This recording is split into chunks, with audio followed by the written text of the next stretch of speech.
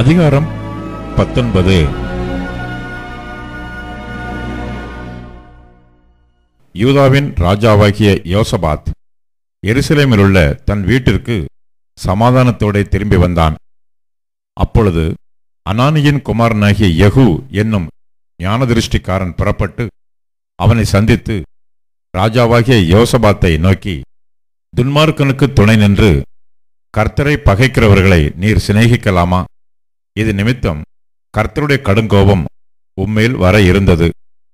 ஆகிலும் நீர் விக்கிரக தோப்புக்களை தேசத்தை விட்டகற்றி தேவனை தேட உம்முடைய இருதயத்தை நேராக்கின விஷயத்தில் நன்மையான காரியங்கள் உம்மிடத்திலே காணப்பட்டது உண்டு என்றான். யோசபாத் எருசலேமிலே வாசமாயிருந்து திரும்ப பெயர்சபா தொடங்கி எப்ராயிம் மலை தேசம் மட்டுமுள்ள ஜனத்திற்குள்ளே பிரயாணமாய்ப்போய் அவர்களை தங்கள் பிதாக்களுடைய தேவனாகிய கர்த்தரிடத்திற்கு திரும்ப பண்ணினான். அவன் யூதாவின் அரணான பட்டணங்களாகிய ஒவ்வொரு பட்டணத்திலும் நியாயாதிபதிகளை வைத்து அந்த நியாயாதிபதிகளை நோக்கி, நீங்கள் செய்கிற காரியத்தை குறித்து எச்சரிக்கையாயிருங்கள். நீங்கள் மனுஷனுடைய கட்டளையினால் அல்ல, கர்த்தருடைய கட்டளையினால் நியாயம் விசாரிக்கிறீர்கள். நியாயம் விசாரிக்கிற விஷயத்திலே அவர் உங்களுடனே இருக்கிறார். ஆதலால் கர்த்தருக்கு பயப்படுகிற பயம் உங்களிடத்தில் இருக்க கடவது. எச்சரிக்கையாயிருந்து காரியத்தை நடத்துங்கள். உங்கள் தேவனாகிய கர்த்தரிடத்திலே அநியாயமும் முகதாட்சிணியமும் இல்லை, பரிதானமும் அவரிடத்திலே செல்லாது என்றான்.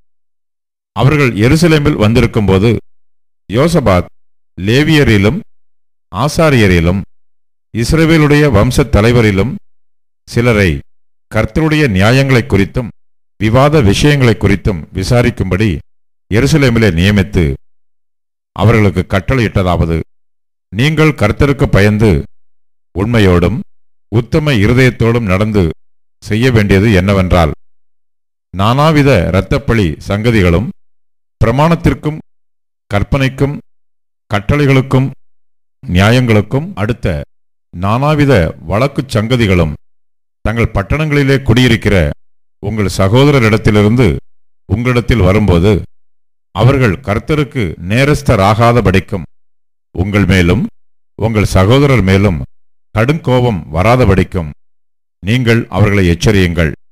நீங்கள் இப்படி செய்தால் நேரஸ்தராக மாட்டீர்கள்.